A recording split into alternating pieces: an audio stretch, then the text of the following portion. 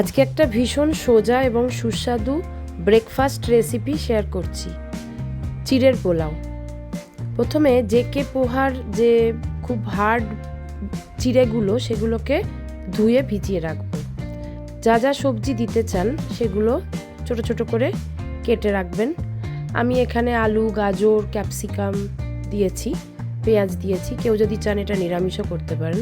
তারপরে ঘিয়ের মধ্যে এলাচ, লবঙ্গ, তেজপাতা, আর এখানে আমি সর্ষে কারি পাতা দিয়ে করেছি। কেউ চাইলে সেটা নাও দিতে পারেন, একটু সাউথ ইন্ডিয়ান ফ্লেভারটা আসবে।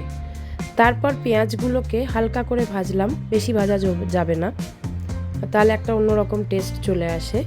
দিয়ে সব সবজিগুলো পরপর প্রথমে গাজর, তারপর আলু, সেটাকে একটু নুন দিয়ে ভালোভাবে মজিয়ে নিলে তারপরে বাকি সবজিগুলো একে একে অ্যাড করতে হবে।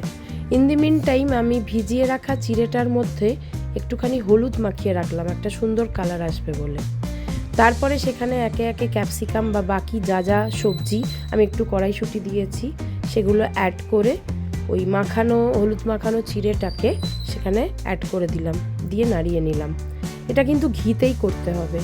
স্বাদ মতো চিনি, কেউ হয়তো চিনি দেয় না, কিন্তু আমি একটু চিনি মিষ্টি মিষ্টি পছন্দ করি তাই দিলাম। তারপরে গোলমরিচের গুঁড়ো, আর লাস্টে যেটা করব সেটা হচ্ছে চিনে বাদাম, কাজু বাদাম এবং কিশমিশ, এগুলোকে আলাদা করে ঘিয়ে ভেজে নেব। বেশ সুন্দর করে ভাজতে হবে যাতে একটা ক্রিস্পি ভাব থাকে বাদামগুলোর মধ্যে, অথচ পুড়েও না যায়।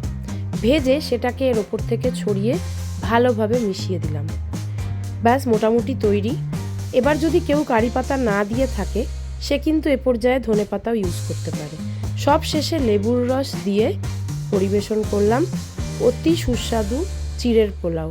রেসিপিটা বাড়িতে ট্রাই করবেন এবং কেমন লাগলো আমাকে একটু জানাবেন।